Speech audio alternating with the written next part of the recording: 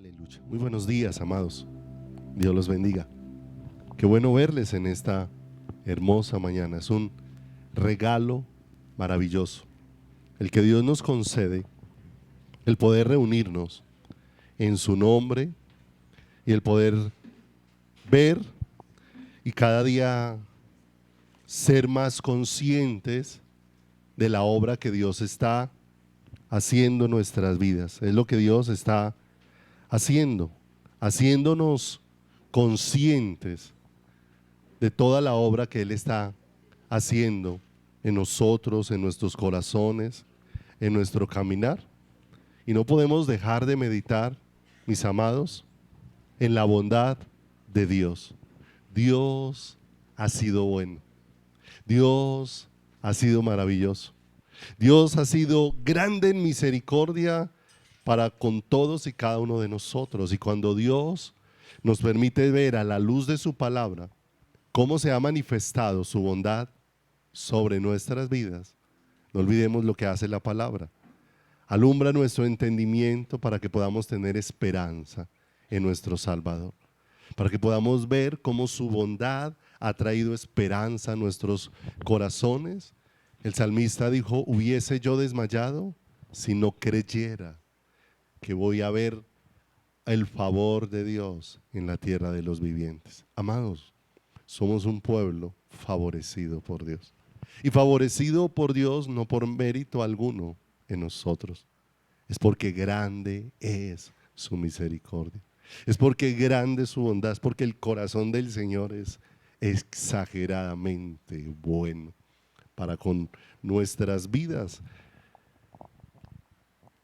Hemos visto en estas últimas semanas cómo la bondad maravillosa de Dios nos ha salvado para manifestar su bondad. Dios no solamente nos ha mostrado su bondad, sino que Dios desea mostrar su bondad a través de nuestras vidas. Por eso Dios nos va transformando, por eso Dios va tratando con tantas cosas de nuestro corazón para llevarnos a vivir en el mundo maravilloso y extraordinario de su amor. Y hemos visto de una manera muy especial cómo Jesús vino a revelarnos el corazón del Padre y cómo Jesús es la máxima expresión de la bondad de Dios para con nosotros, la máxima expresión. Allí se ha conjugado toda la bondad de Dios para manifestarse sobre cada uno de nosotros. La bondad de Dios me encontró. Yo estaba perdido y fui hallado. Y lo hemos visto en su palabra. No le estábamos buscando, Él fue el que nos encontró. Y no le estábamos buscando porque, no olvidemos, ni siquiera sabíamos que estábamos perdidos. Solo hasta que Él vino y empezó a alumbrar nuestro corazón y hacernos conscientes de cuál era nuestra condición y de cómo estábamos todos y cada uno de nosotros, porque el Hijo del Hombre vino a buscar y a salvar lo que se había perdido. Y ahí estábamos todos nosotros incluidos en esa lista, simplemente que no lo sabíamos, no éramos conscientes de ello. Pero bendita la gracia del Señor, que ahora ha hecho posible por su bondad que nuestros nombres estén inscritos en un libro llamado el libro de la vida. Allí donde Él ha hecho posible esa inscripción por los méritos de Cristo en la cruz del Calvario, por esa sangre maravillosa de Cristo, y que son muchos los tiempos de oscuridad que el hombre vive, pero que la oscuridad que el hombre enfrenta no es por la salud, no es por la economía, no es por la situación política, no es por el cambio climático, sino por la ausencia de Dios dentro de su corazón. Porque aún en medio de los tiempos más difíciles de la historia, los hombres y mujeres que sensibles a la mano de Dios, tocados por el poder de Dios, pusieron la mirada en el Señor, vivieron con una gran esperanza en medio de su caminar, con una gran esperanza en medio de sus vidas. Y hemos visto cómo la bondad de Dios transforma nuestras vidas. Y veíamos la semana anterior algo tan especial, la vida de Josías, un hombre cuyo significado es Jehová me ha sanado. Y vemos cómo en medio de situaciones familiares difíciles y en medio de situaciones sociales difíciles, Dios le manifestó la gracia a este jovencito. Y de una manera especial empezó a obrar en su interior. Y obró en su interior de tal manera que todo eso se fue haciendo visible en la vida de ¿quién? En la vida de aquel hombre. Y nosotros podemos ver que aunque todos nosotros hayamos tenido aún familias disfuncionales y hayamos enfrentado muchas situaciones, eso no significa que la gracia de Dios no haya dejado de obrar en nuestras vidas. Aún en medio de todo eso, Dios se ha manifestado. Tan hermoso como el Señor dice en el Salmo 27, aunque tu padre y tu madre te dejaren, con todo el Señor que te recogerá. Y por ahí a través del profeta Jeremías dice, aunque la que te dio a luz se olvidara de ti, yo jamás te olvidaré. Y esas son palabras extraordinarias del corazón de Dios para con cada uno de nosotros, que nos recuerdan cómo Él se ha acercado a nuestras vidas de una manera especial. Porque como le ocurrió a aquel Pablo, cuando Dios se manifestó a la vida de este varón y fue llevado allí ante Ananías para que orara por él, y allí de una manera especial el Señor le trae una palabra y le dice, porque Dios te ha escogido para que veas al justo, para que conozcas su voluntad y escuches su voz de una manera extraordinaria. Mis amados, para eso nos escogió el Señor, para que conozcamos su voluntad, para que veamos al justo y para que escuchemos el sonido de su voz, más allá de lo que escuchamos en las palabras salidas de un libro. No venimos a escuchar a un libro, venimos a escuchar al Dios vivo y eterno, al Dios que con el poder de su palabra hizo los cielos y la tierra que ahora vemos, y con el poder de su palabra traerá cielos nuevos y tierra nueva sobre todo nuestro caminar. Pero todo eso nos lleva a pensar cómo necesito involucrarme en toda esa transformación que Dios quiere hacer en mi vida personal. ¿Cómo necesito involucrarme? Dios me ha traído con sus cuerdas de amor. Dios me ha envuelto de una manera extraordinaria, pero yo necesito ver cómo su bondad ha provisto todo lo que mi vida necesita para que su propósito se cumpla en nosotros. Tenemos fragilidades, claro, pero todas esas fragilidades siempre nos recuerdan que dependemos absolutamente de ¿quién? Absolutamente de Dios. Benditas las fragilidades. Si no hubiesen fragilidades en nosotros, nos golpearía el orgullo de una manera tremenda, porque empezaríamos a mirar a los demás como inferiores a nosotros y perderíamos de vista que todo lo que acontece en nuestras vidas es solo por una razón, porque su gracia ha provisto todo lo que yo necesito. Su gracia ha provisto, y entre más consciente soy de cómo he recibido de parte de Dios, más eso debiese llevarme a estar postrado delante de Dios. Entre menos entiendo, más erguido. Entre menos entiendo, más altivez. Entre menos entiendo, más orgullo. El hombre sin entendimiento está centrado en la soberbia de su corazón. El hombre sin entendimiento cree que se merece absolutamente todo. Pero cuando el entendimiento del hombre es alumbrado, nos damos cuenta que si el hombre fuera consciente de lo que merece, ¿sabe qué era lo que nosotros realmente merecíamos? Pasar una eternidad separados de Dios.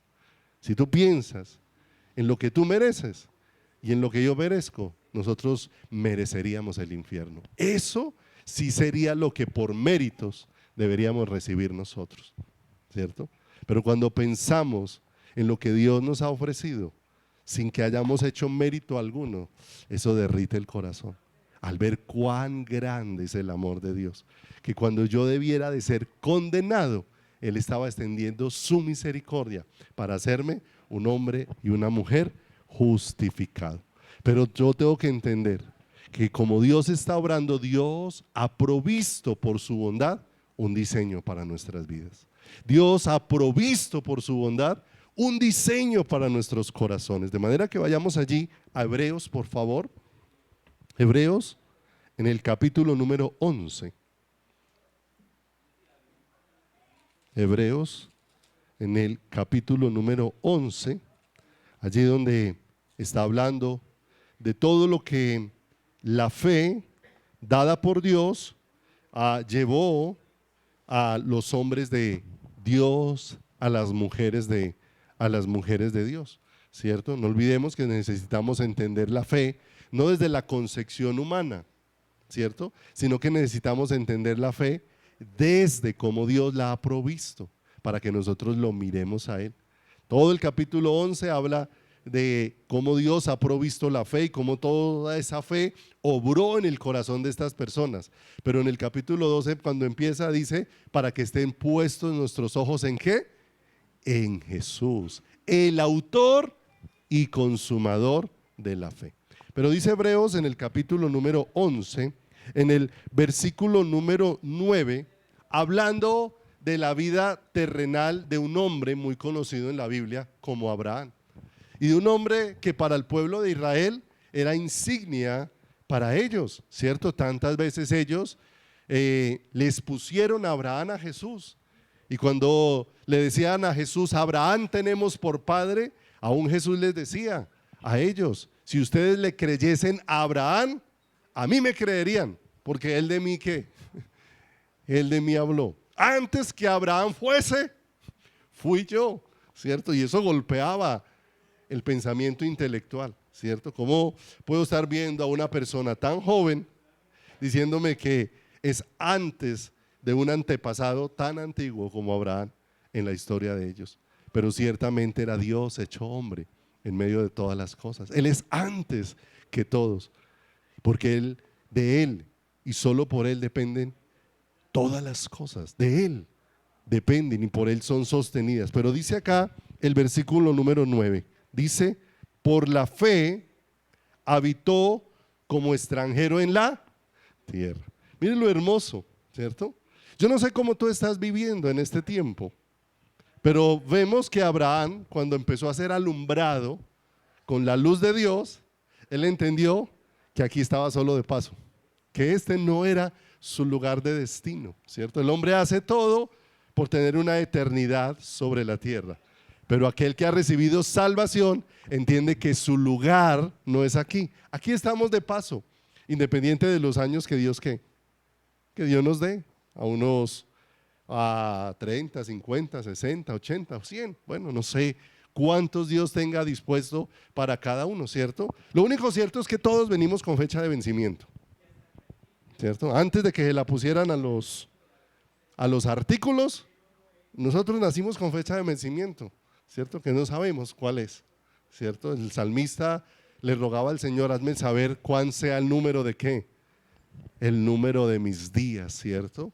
Para que pueda tomar sabiduría, para darnos cuenta lo corta que es la vida. Aunque para muchos 60 u 80 años parecen mucho, realmente eso es algo muy corto comparado con toda la eternidad. Es casi una insignificancia comparado con toda la eternidad.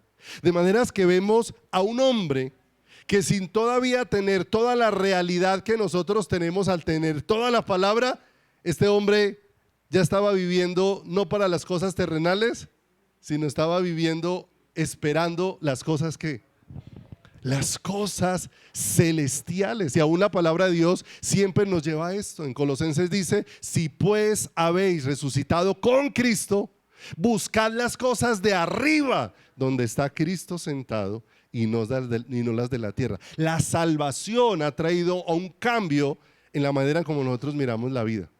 Ya la vida no la andamos mirando en términos naturales, sino en términos de esa eternidad. ¿Con quién? Con el Señor. Todos los días para con el Señor. Y dice ahí entonces en el verso número 9, por la fe habitó como extranjero en la tierra prometida, como en tierra ajena. Él entendió algo, que la tierra prometida era solo una figura, que realmente no era para que su corazón estuviera puesto allí. Por eso su anhelo no fue instalarse en ese sitio. Su anhelo aún habitó en carpas, recordando la temporalidad que él tenía. No sabemos. Somos una de las generaciones que está más próxima, más cercana al regreso del Señor, a que suene la final trompeta.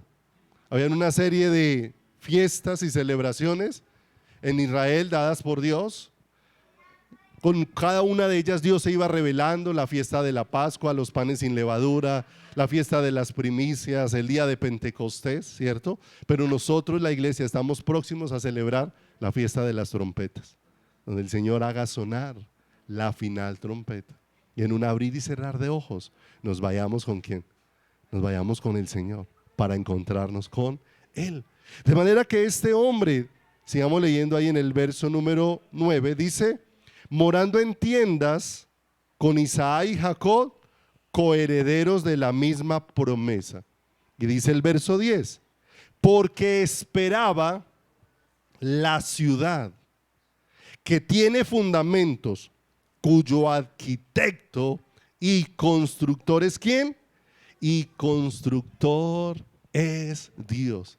Y esto es tan hermoso y tan extraordinario lo que aparece aquí en esta porción, y lo que está viendo con mucha claridad por la luz que Dios trae sobre el corazón de Abraham. Porque Abraham está viendo tres aspectos que tú y yo como iglesia necesitamos mirar con mucha claridad. Tres aspectos que como iglesia necesitamos tener claro dentro de nuestro corazón. Primero habla de la ciudad que tiene fundamentos. En otras versiones dice esa misma porción: la ciudad que tiene cimientos sólidos. Y después dice: la ciudad cuyo arquitecto, ¿cierto? Para los que de pronto conocen un poquito acerca de construcción, ¿cierto? El arquitecto es el encargado de planear y es el encargado de dibujar. Es el encargado de hacer los diseños, plasma los diseños, ¿cierto? Y después esos diseños se los pasa a otros para que interpreten esos diseños y levanten una construcción con eso.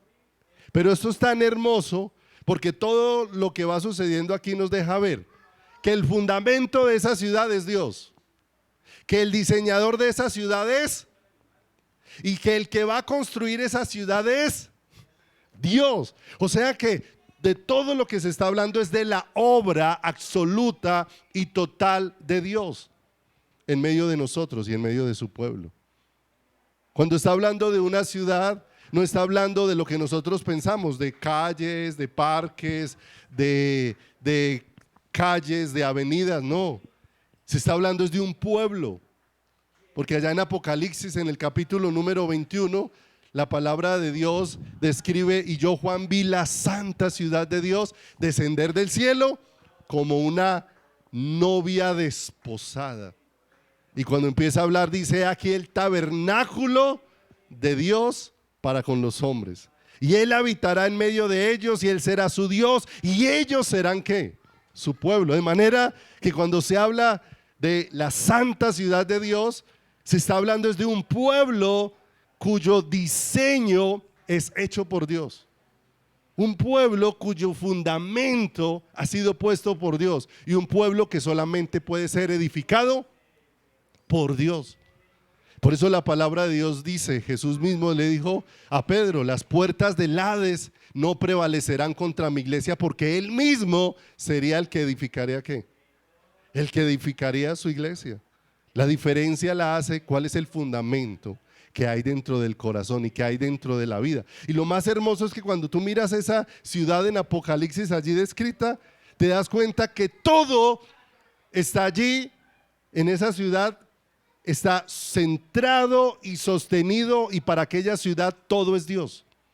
Porque dice que esa ciudad no tiene necesidad de templo, porque el templo es Dios y el Cordero. Que esa ciudad no tiene necesidad de luz del sol ni de la luna, porque Dios es el que con su gloria la ilumina. De manera que es el todo, Dios es el todo de ese pueblo que Él ha diseñado y de ese pueblo que Él está que Él está construyendo. De manera que Abraham no estaba pensando en una construcción en una construcción física. Él estaba realmente recibiendo luz acerca de un pueblo diseñado por Dios, un pueblo al que Dios le provee el diseño, y un pueblo al que Dios mismo lo va a edificar. Por eso esa iglesia limpia, pura, sin mancha y sin arruga no es la obra de un hombre.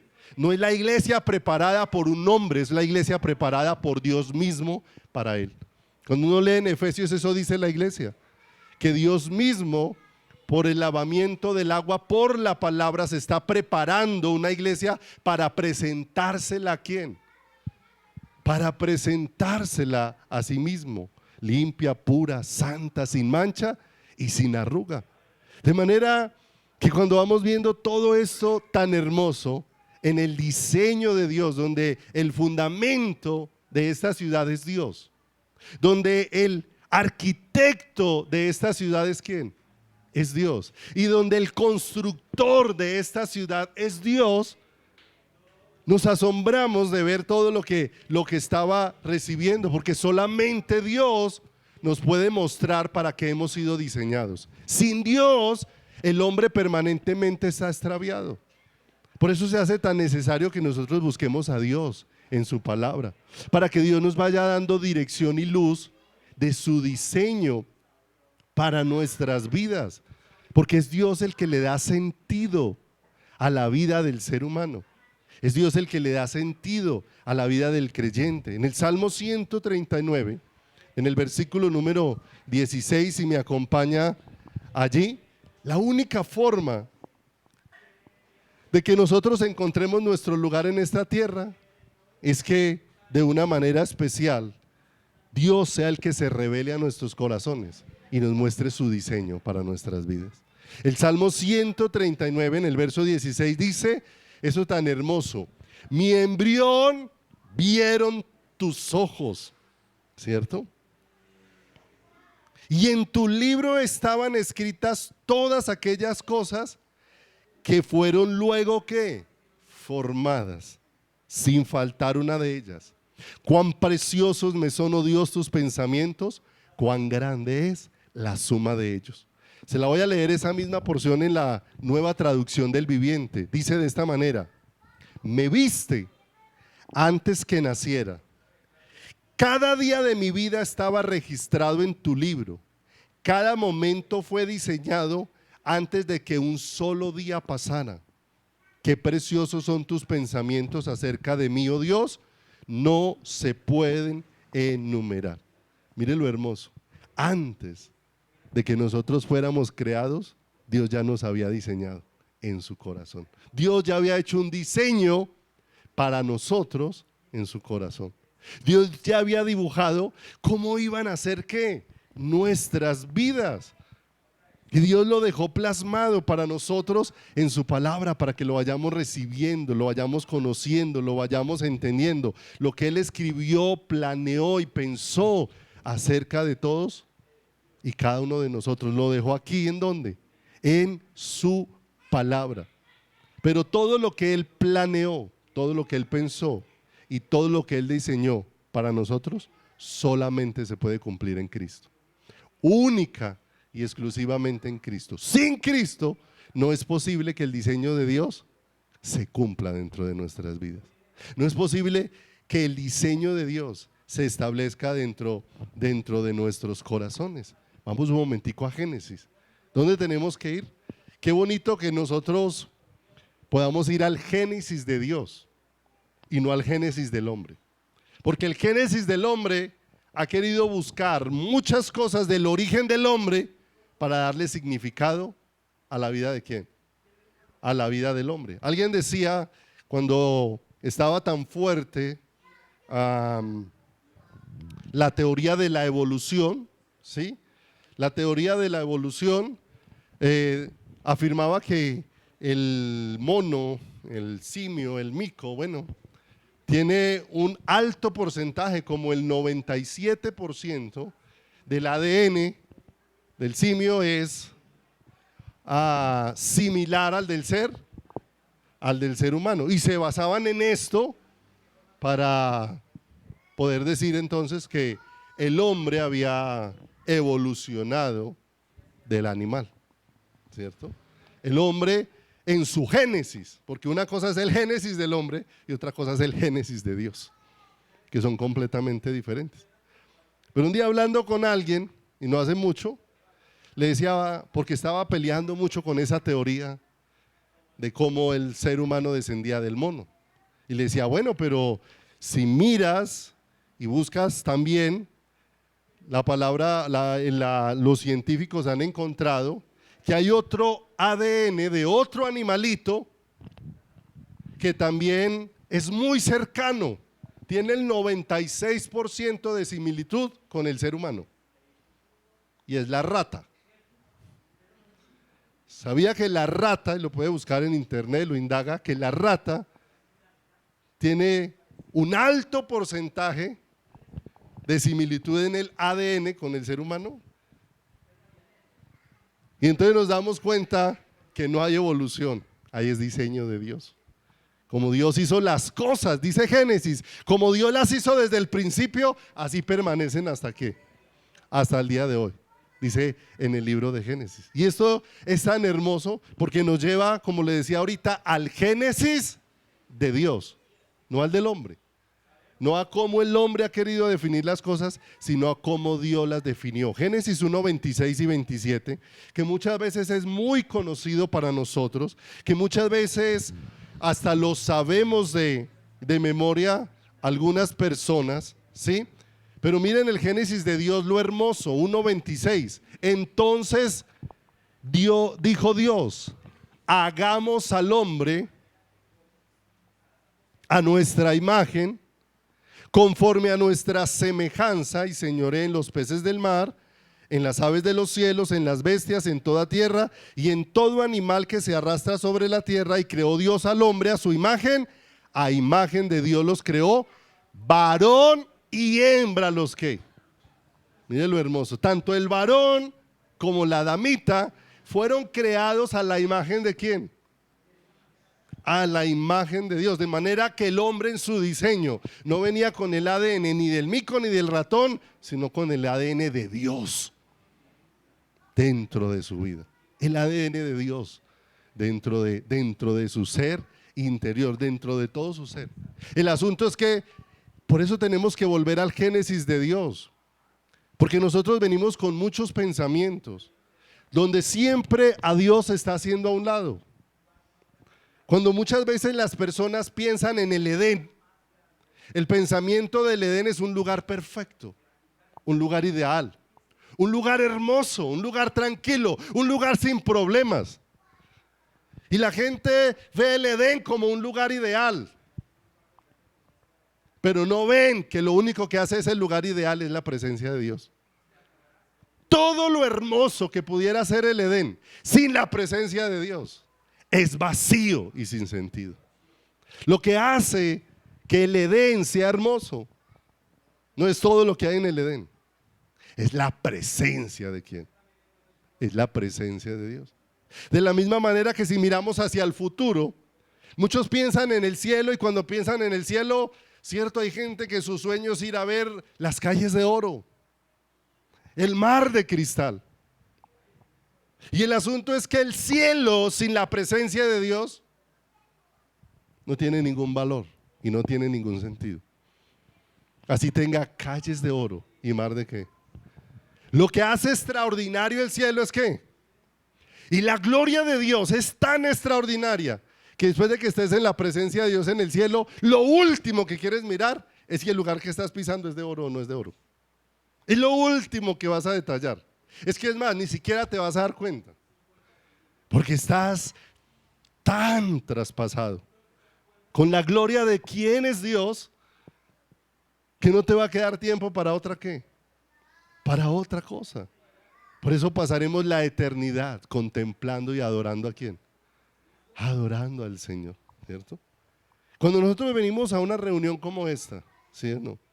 Y venimos a contemplar cualquier cosa que no sea Dios, una reunión como esta se puede hacer tediosa, me molesta el de lado, porque se mueve mucho, el de atrás me toca con el pie la silla, el del bebé llora, el de allí canta muy duro, el de allí está muy destemplado, todo le molesta, está haciendo mucho calor, está haciendo bochorno, la reunión se hizo muy larga, esas canciones tan largas, uy, tanto que repitieron, el pastor cómo se demoró, bueno, todo se le hace tedioso. Pero mis amados, cuando vienes y empiezas a experimentar un encuentro con Dios, te pasas al contrario. ¿A qué hora se acabó? No quería que se acabara, no quería que terminara, o sea, se pasó como un instante.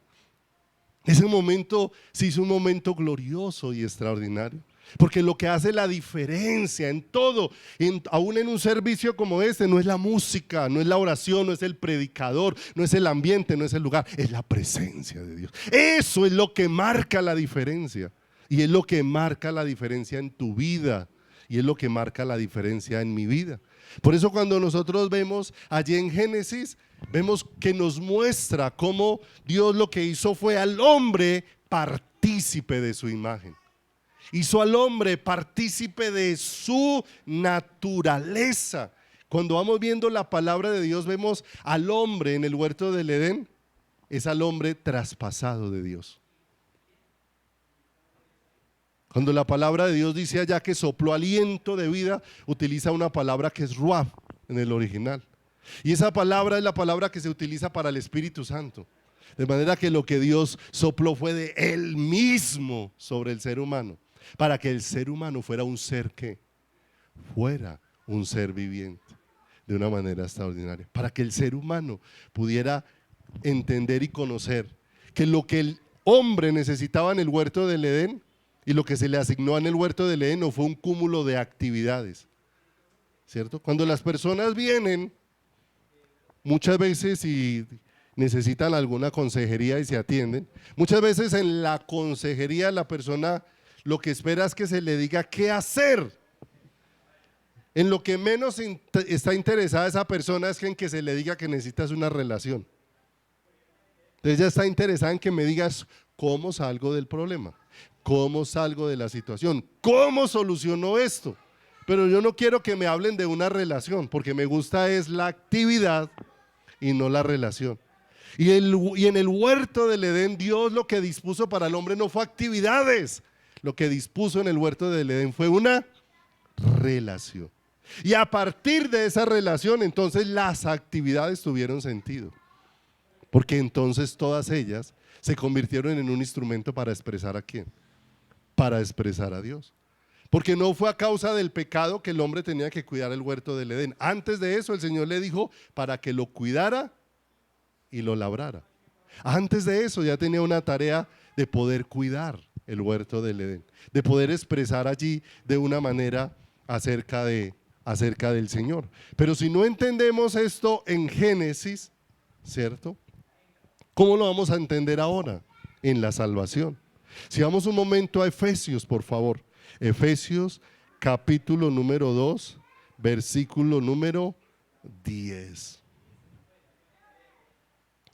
2:10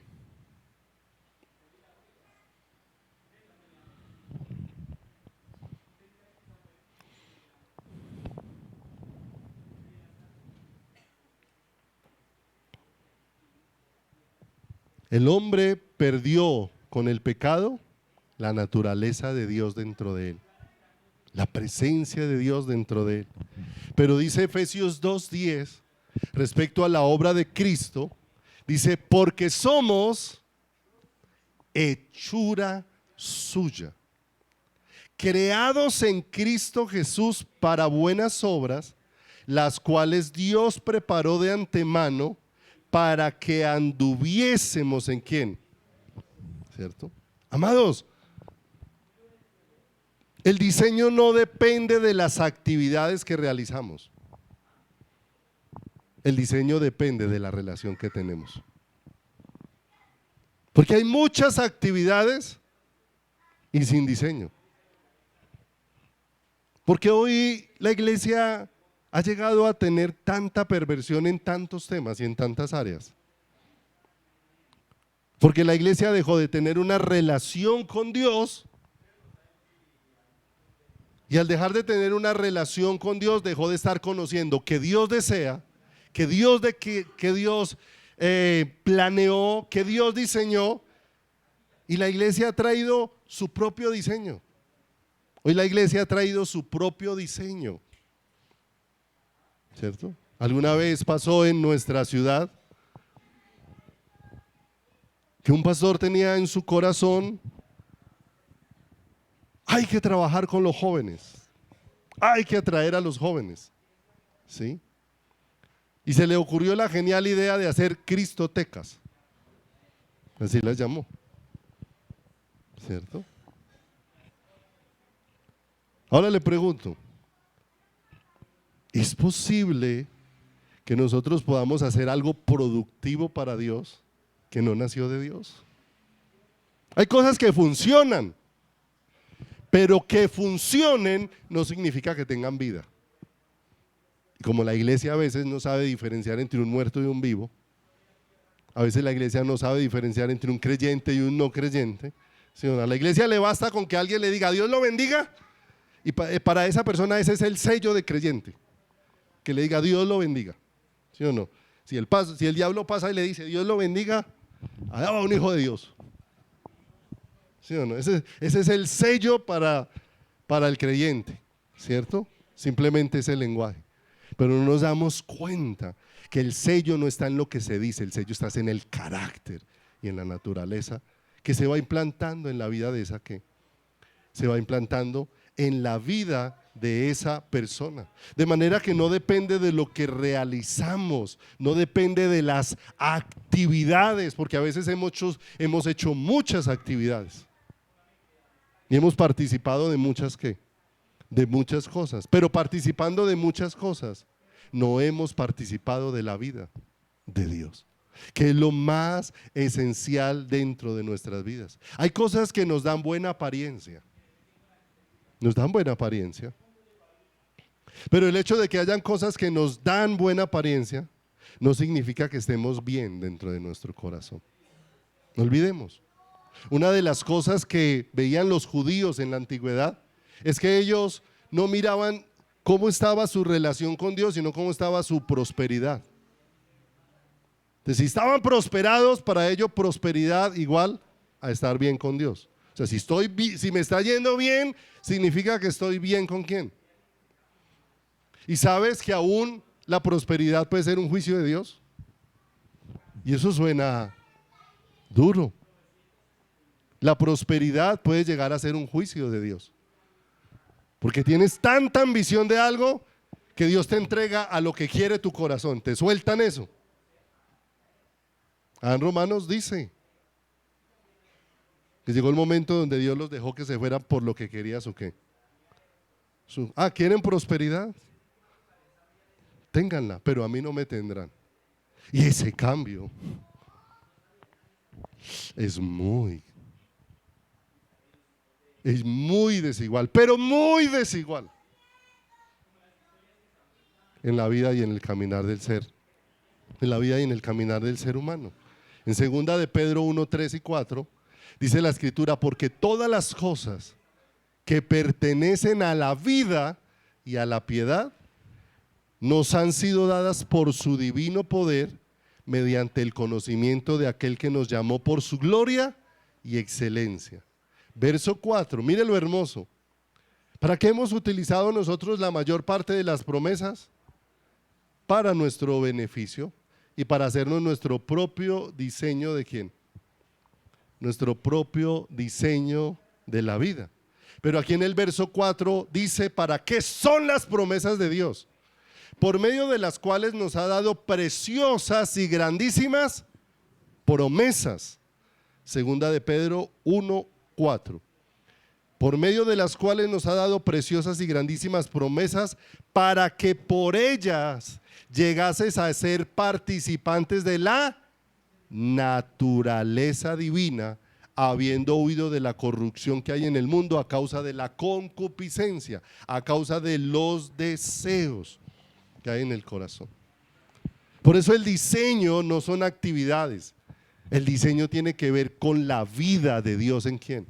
En mí.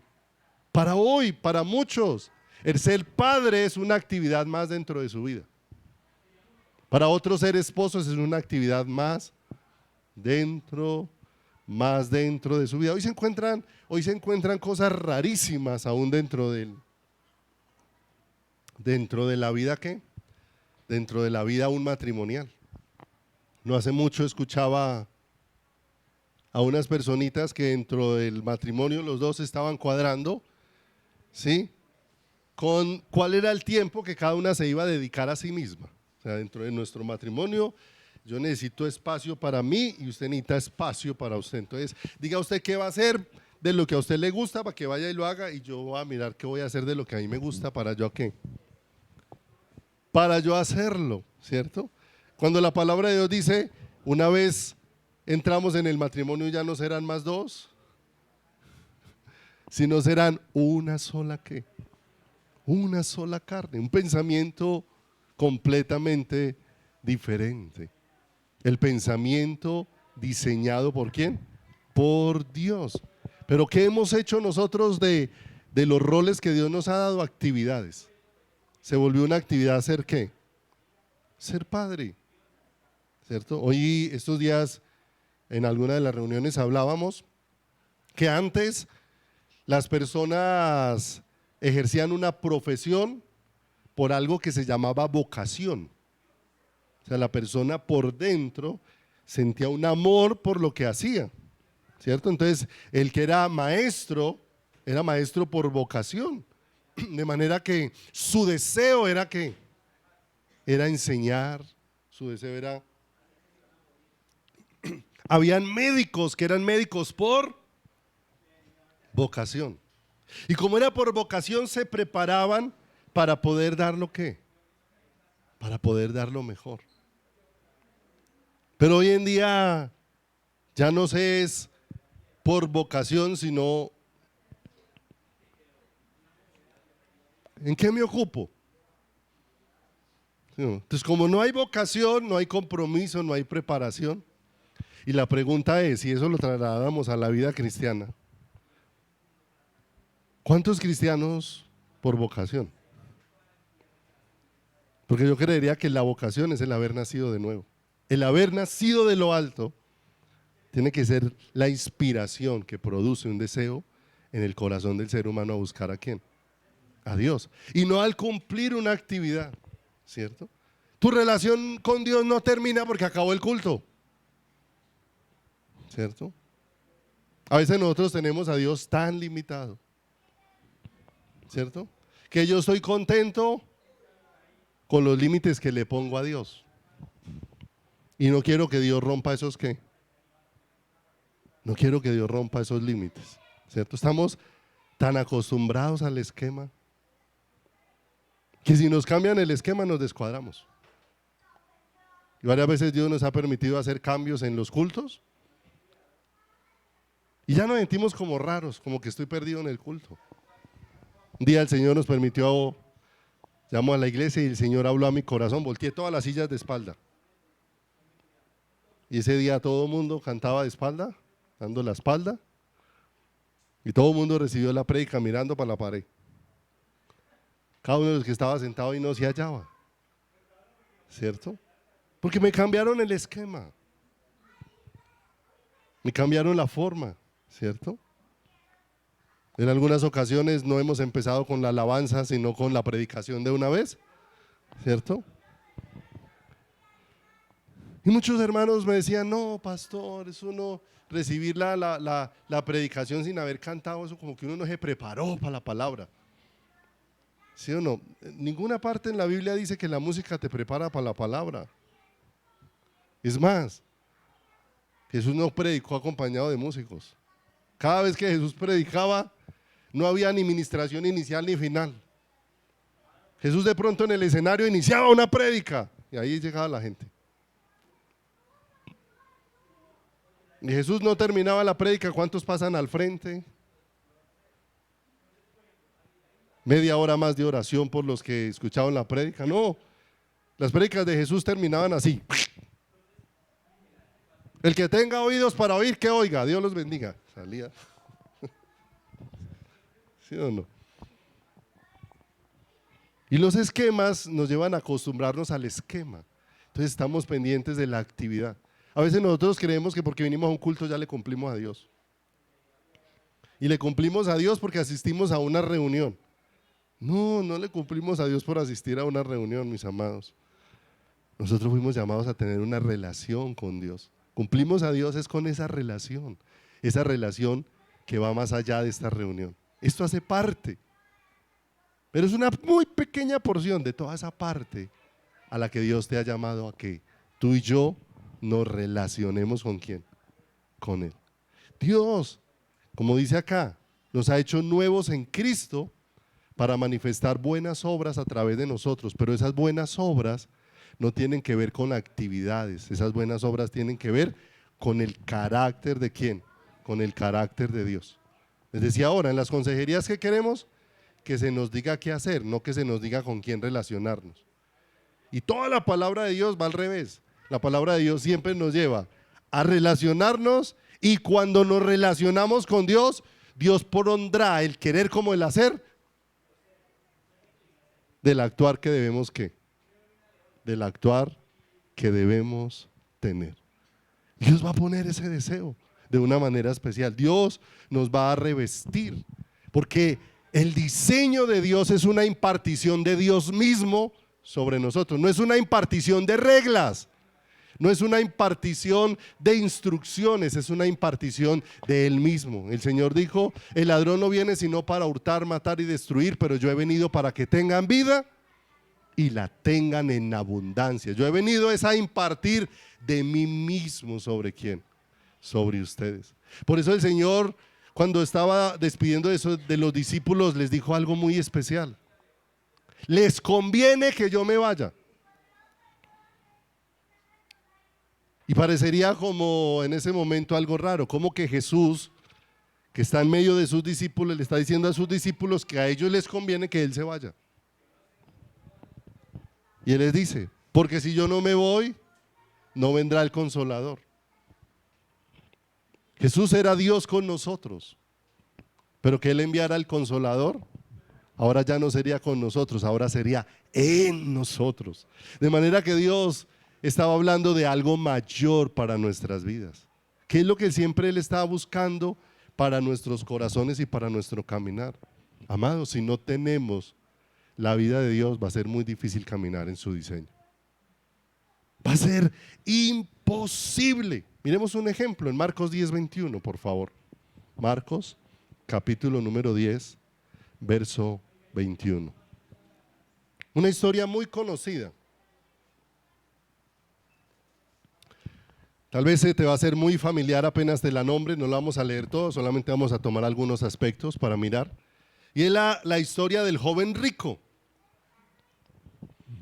De aquel joven que se acercó a Jesús con un aparente interés en lo que es la vida eterna. ¿Qué debo de hacer, maestro bueno? ¿Qué debemos hacer para obtener la vida eterna? ¿Sí o no? Y el Señor lo quiere confrontar con su realidad para que él entienda qué es lo que necesita en su corazón. Guarda los mandamientos, ¿sí o no? Y aparece un hombre con un alto estándar en su caminar. Todos ellos los he guardado desde niño. El Señor, que es grande en misericordia, mire lo hermoso, ¿cierto? El Señor no lo mira y le dice: bruto. ¿Cómo va a responder eso? ¿Cierto? El Señor, con una misericordia entrañable, dice: ya le dije que guarde todos los mandamientos, para que se dé cuenta que no ha cumplido ninguno, pero Él está convencido de que los cumple todos. Lo voy a citar entonces uno directo: vende todo lo que tienes y dalo a los ¿qué? A los pobres. ¿Sí o no? Una cosa te hace falta, ¿sí? Y nosotros vemos que aquel jovencito tenía un gran tesoro dentro de su corazón. El tesoro de su corazón era las riquezas que tenía.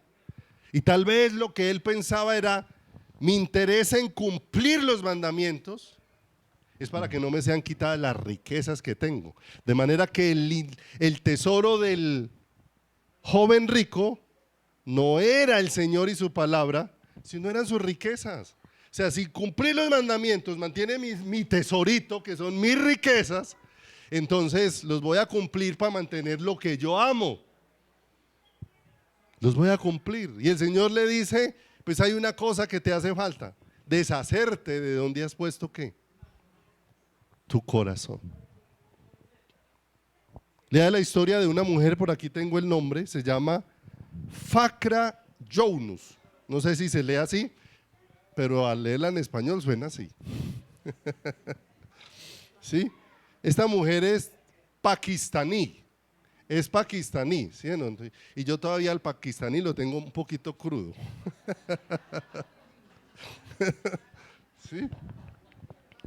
Les voy a leer lo que copié de esta mujer. Escuchen por favor, porque esto tiene mucha relación con lo que pasó con el joven rico. Porque nosotros miramos esa historia del joven rico cuando él le dice, una cosa te falta hacer. Pero es que la cosa que le faltaba hacer incluía todo. Lo que le faltaba hacer al rico, al joven rico, incluía todo. Voy a leerle la historia. Dice, en mayo del año 2000, esta mujer, Fakra Younus, se había casado con un varón muy rico, pero después de que se casó con él, se dio cuenta que también tenía otras esposas y se alejó de él. Por causa de alejarse de él, este hombre la buscó y le echó una botella de ácido en la cara. ¿Sí? En este momento es la mujer, o en su momento, fue considerada la mujer que ha sufrido la mayor desfiguración de rostro de todas las mujeres que han sufrido que les hayan tirado ácido en su cara. O sea, la peor desfiguración la recibió ¿qué? La recibió esta mujer. Eso fue en el año 2000 que le hicieron eso. Su esposo fue sometida por un periodo de 10 años a 39 cirugías para reconstruir su rostro. Se hizo una campaña casi a todo nivel de Europa que se llamaba, esto ya es inglés, Saving Face. Ahí está un poquito mejor, ¿cierto? Le hicieron un documental sobre su vida, recogieron recursos para seguir trabajando en la reconstrucción de su rostro, pero después de todo ese proceso, de todo lo que había recibido, aún después de que hicieron su documental, ese documental se ganó un premio, un Oscar, el documental que hicieron sobre la vida de esta mujer. Y a los 8 días de haber recibido el premio por el documental, aquella mujer, desde el 9º piso de donde vivía, se lanzó por uno de los costados y se suicidó. ¿Cierto? No pudo con la pérdida de su rostro, no pudo soportar la pérdida de su rostro, ¿cierto? Y nos parece algo tremendo. Uno dice, uy, claro, es que debe ser muy terrible para el que perdió eso. Pero mire, ella está a la misma altura del joven rico. El joven rico no podía soportar que le quitaran sus riquezas. Ese era su tesoro. Eso era lo que él tenía como valioso. ¿Y qué le iba a decir yo respecto a eso? ¿Cuántas cosas nosotros tenemos como valiosas en nuestro corazón? Llámese personas o posesiones. ¿Sí o no? A algunos les parecería impensable lo siguiente. Con esto no le estoy diciendo que nadie se le vaya a morir. Pero mientras estemos sobre esta tierra cabe la posibilidad. A algunos padres les parece impensable que les toque llegar a enfrentar la muerte de uno de sus hijos. ¿Sí o no? Entonces pensamos, yo no estaría dispuesto a esa pérdida. Es lo que piensa el ser humano, porque cuando miramos al joven rico, el tesoro de él era ese. Pero muchas veces el tesoro nuestro son nuestros hijos. No estoy diciendo que no los ame, ¿cierto? Sino que estamos hablando de lo que se entronó en el corazón e hizo a un lado ¿a quién? E hizo a un lado a Cristo, ¿cierto? Muchos esposas y esposas, o esposas y esposos, ¿cierto? Que no soportarían la pérdida del cónyuge, ¿sí o no? Algunos piensan, no, si mi esposo se muere, yo al mes me muero también. ¿Sí o no? Muchos deportistas no soportarían la pérdida de su capacidad física para cumplir un deporte. Ese era el tesoro de quién, de su corazón, ¿cierto? Y nos suena muy dura la frase, una sola cosa te hace falta, le dijeron al joven rico. Y esa sola cosa incluía todo. O sea, solo le hace falta entregarse a Jesús. ¿Le falta qué? Y para entregarse a Jesús tiene que morir a ese qué. Tesoro de quién, de su corazón. Para que Jesús se vuelva el tesoro al que tú no quieres renunciar. Y al que por nada estarías dispuesto a soltarlo. Porque se convertiría en la mayor razón de qué, de tu ser y de tu caminar. Pero eso solo es posible si Cristo habita en mí, por la fe. Porque tener una entrega de esa dimensión en nuestras fuerzas no es posible. No es posible. El Señor lo que estaba haciendo con ese joven rico era haciéndolo consciente de su problema. Para que ese joven rico le pudiera decir, Señor, tengo tanto amor por las riquezas. Porque él le expresó por lo que no quería morir una invitación tan gloriosa de parte del Señor. Porque el Señor le dice, después de que haga eso, ven y sigue. Ahora le pregunto, ¿qué riqueza se puede comparar con seguir al Señor? Pero fácil decir,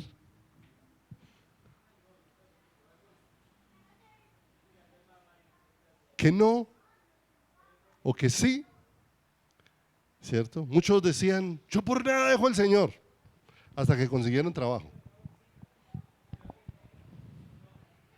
Por nada, no. O sea, cuando tenía todo el tiempo libre, ¿cierto? Yo por eso, en los servidores tenemos ahí como un pequeño lema, ¿cierto? Y es que el servicio no es para desocupados. Porque la gente cree que es que cuando yo no tengo nada que hacer, pastor, ocúpeme en algo, que es que no estoy haciendo nada. No, eso no se trata de eso, mis amados. Hay un llamado de parte de Dios. Y ocupados y no ocupados, si hay un llamado de Dios, Dios te va a dar el tiempo para hacerlo. Eso es más, Dios nunca llamó a desocupados a trabajar con Él. Todos los que llamó estaban ocupados. Pedro estaba ya lavando las redes, Mateo estaba ya cobrando impuestos. Cada uno estaba ocupado, no llamó a desocupados. Llamó a gente ocupada y la atrajo para tener un compromiso. Lo dejaron todo para seguirlo a quién. Para seguirlo a Él con todo su corazón. ¿Qué tenía que hacer el joven rico? Una sola cosa. ¿Y esa sola cosa le iba a costar qué? Le iba a costar absolutamente todo. Leemos la historia así de rapidón y nos parece fácil. Ay, qué pesar que el joven rico se hubiera ido triste. Ahora, no solamente la tristeza del joven rico, la tristeza en el corazón de Dios que extendiendo sus cuerdas de amor a una persona que prefirió un tesoro terrenal, aquello que el Señor le estaba ofreciendo, su propio ¿qué? Su propio corazón, de una manera bien tremenda. Filipenses capítulo número 3, verso 8, nos habla de lo que aconteció en el corazón del apóstol Pablo frente a esto. Porque mire lo hermoso, solo el diseño de Dios puede ser entendido por la mano de Dios sobre nosotros. Sin eso, no olvidemos que el mundo nos consideraría tontos.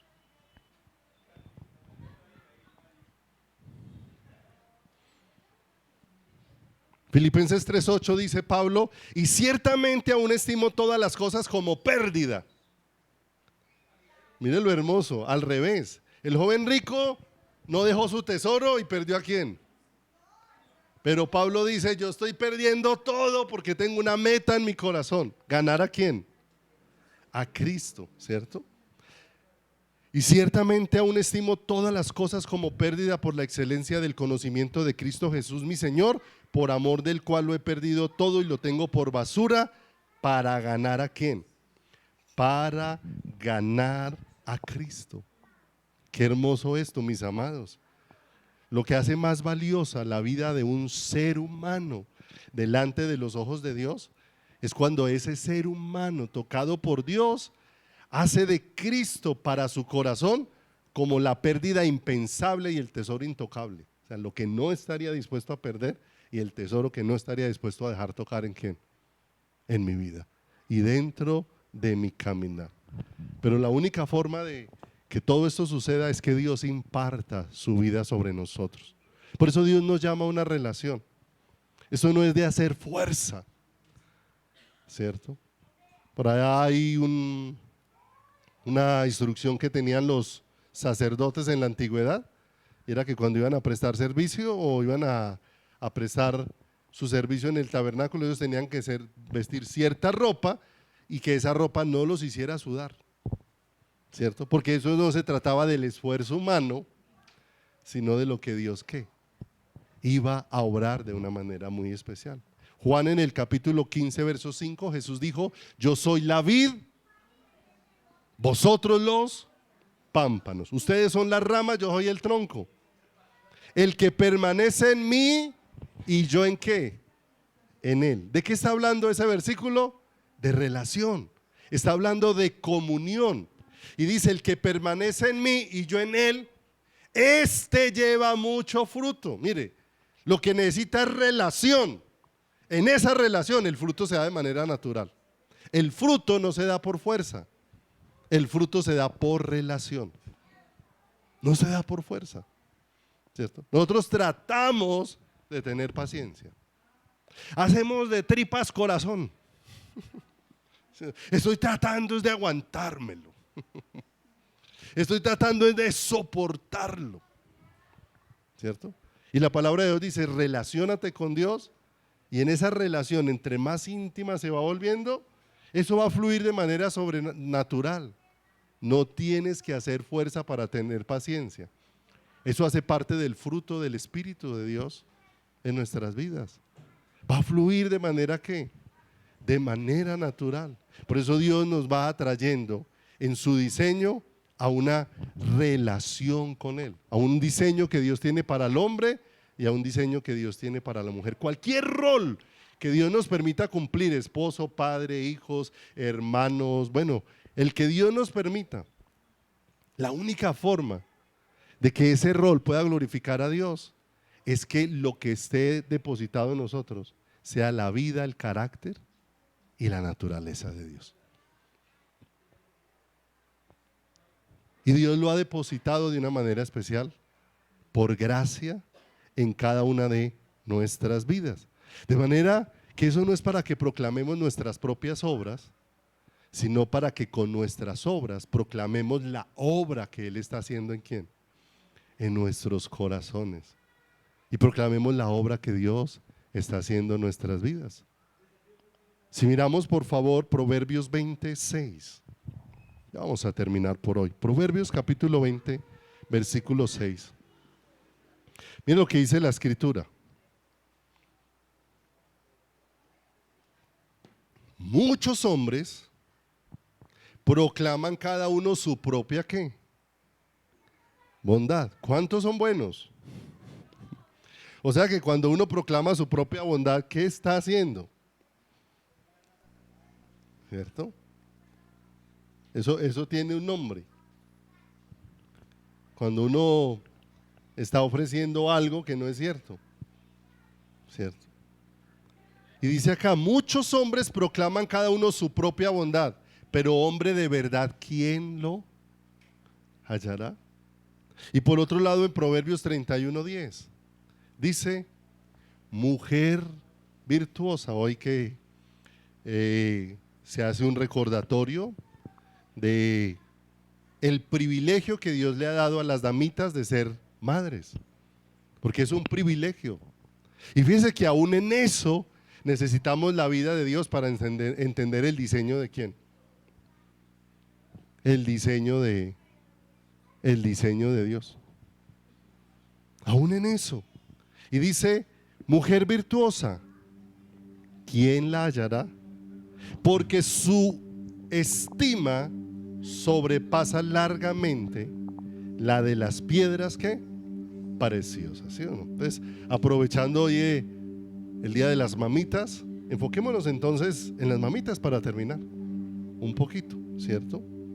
Porque muchas mujeres pueden hablar de las cosas que han hecho. Muchas mujeres pueden hablar de las cosas que han hecho, pero muy pocas son las que manifiestan cómo el carácter de Dios se ha manifestado en sus vidas. Muchas pueden decir, yo he hecho esto, esto y esto, pero la mujer virtuosa no es la que está manifestando lo que hace, sino está manifestando lo que es. Son dos cosas diferentes. Está manifestando lo que es.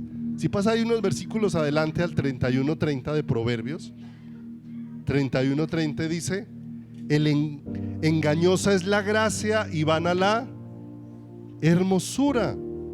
La mujer que teme a Jehová, esa será alabada. Ahora, si usted mira a toda la mujer virtuosa, habla de cómo era buena esposa, habla de cómo era buena mamá, pero todo lo que se está evidenciando ahí es por una razón. ¿Qué había en esa mujer? La naturaleza de Dios. Porque cuando está la naturaleza de Dios, no hay excusa, porque eso va por encima de las demás cosas. Hay una mujer muy especial para terminar en esta mañana, tal vez algunos la recuerdan, llamada Abigail en la escritura, ¿cierto? Y es muy especial porque Abigail, ¿alguno recuerda qué significa el nombre de Abigail? Es muy hermoso. Bueno, Abigail significa la satisfacción del Padre o la alegría del Padre, ¿cierto? Y es un significado muy bonito para ese nombre, pero tenemos que entender que eso no lo podía producir ella. La única manera de que ella fuera satisfacción para el Padre es que su vida tuviera el olor de Cristo. Era la única manera, porque del único ser que el Señor ha dicho que tenía en él toda su complacencia, ¿es de quién? Y la única manera de que Dios tenga complacencia en mí es que en mí se ha hallado ¿quién? Jesús. De manera que ¿qué se estaba hallando en esta mujer Abigail? Se estaba hallando a Jesús. Para Abigail su tesoro era Cristo. Para su esposo llamado Nabal, su tesoro eran sus riquezas. Tesoros completamente ¿qué? Opuestos, ¿cierto? Pudiéramos decir que eso era como una relación desigual. Ahí no hay forma de decir que era tal para cual. No, eran dos seres completamente ¿qué? Completamente diferentes los dos, ¿cierto?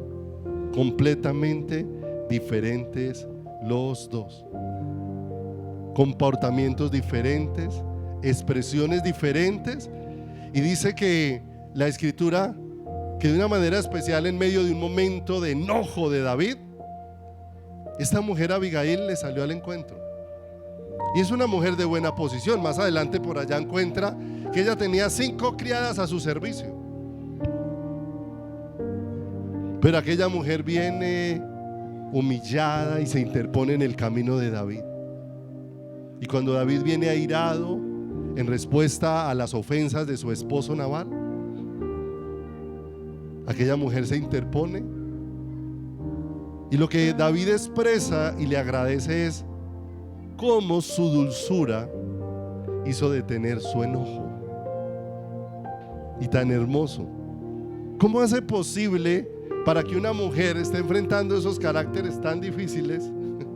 Sino porque el carácter de Dios, ¿sí, no? ¿Está en quién? Está en ella. Ella no está mirando lo que merecen esos hombres. Ella está mirando es cómo Dios merece ser honrado en medio de esa situación. Ese Nabal no merece ser honrado, pero aquella Abigail dice, pero mi Dios sí. Y si a Dios le honra que yo honre a mi esposo, pues para honrar a Dios voy a honrar a mi esposo. Ah, qué hermoso. Porque ahí es donde el diseño de Dios toma sentido, porque en su bondad Dios nos ha provisto un diseño, ¿cierto? Con eso en ninguna manera estamos autorizando, y con eso no estamos diciendo que se autorice entonces que el esposo sea violento, sea abusivo. Bueno, no, en ninguna manera. Estamos hablando es de lo que ocurrió en el corazón de esta mujer y toda la dulzura que Dios puso en ella. En Primera de Samuel, se las voy a leer aquí rápidamente, 25:32 dice: y dijo David a Abigail: bendito sea Jehová Dios de Israel, que te envió hoy para que me encontrases, y bendito sea tu razonamiento, y bendita tú que me has estorbado hoy de derramar sangre y de vengarme por mi propia mano. Mira lo hermoso. El trabajo de Satanás es deformar. El trabajo de Jesús es transformar nuestras vidas. El de Satanás deformar el diseño de Dios, pero el de Jesús transformarnos nuevamente a ese diseño original de el Señor. Jesús es el que nos muestra el estado al que nosotros debemos volver, porque en Jesús y solo en Jesús está contenido todo el diseño de Dios para nuestras vidas. Por eso dice que a los que aman a Dios todas las cosas, pero aclara: aquellos que conforme a su propósito son llamados, porque a los que antes escogió, a estos también los predestinó para ser conformados a la imagen de su Hijo. Solo en Cristo está contenido todo el diseño de nuestras vidas. Pero para que ese diseño se vaya revelando a nuestros corazones, mis amados, necesitamos arrepentimiento. En Ezequiel 43:10, apúntelo ahí, yo se lo leo acá. El Señor les manda a decir con Ezequiel: mire, muéstreles el diseño de la casa, y cuando vean el diseño de mi casa, se van a dar cuenta cuántas perversiones tienen en dónde, o sea, cuán lejos están de mi diseño. Pero dice: si reconocen cuán lejos están de mi diseño, entonces muéstrales con claridad cuál es mi diseño. Y mire lo hermoso: si hay arrepentimiento, dice una versión, hazles entender el diseño de la casa. Cuando empezamos a darnos cuenta, hay muchas cosas que no hemos tomado del diseño de Dios, pero no hemos tomado del diseño de Dios porque muchas veces hemos tomado por alto el relacionarnos con Dios, mis amados. Sus cuerdas nos están atrayendo. Atrajeron a esta mujer Abigail de una manera tan especial, de una manera tan hermosa. Dice que ella tenía dos cosas: era bonita, pero tenía una belleza mayor, y era que tenía entendimiento. Porque finalmente la otra belleza se va pasando, ¿cierto? Se va pasando, está por unos días, ¿cierto? Lo que pasa es que la belleza va cambiando, porque aquí hay mujeres adultas muy hermosas. Dice la escritura que el estado del corazón hermosea el rostro, ¿cierto? Y qué hermoso cuando a nuestros años se nos va sumando la sabiduría y el entendimiento de parte de ¿quién? De Dios. De manera que lo valioso ahora no es lo externo, porque va pasando, y ya no son los peinados ostentosos ni cuánto colágeno hay en la piel, sino cuánto de Cristo hay en el corazón. Y cuando uno veía a Abigail pudo recibir en su corazón el diseño de Dios, y cuando recibió el diseño de Dios, lo que ella expresaba de una manera especial era la vida de Dios. Amén. Vamos a orar entonces en esta mañana.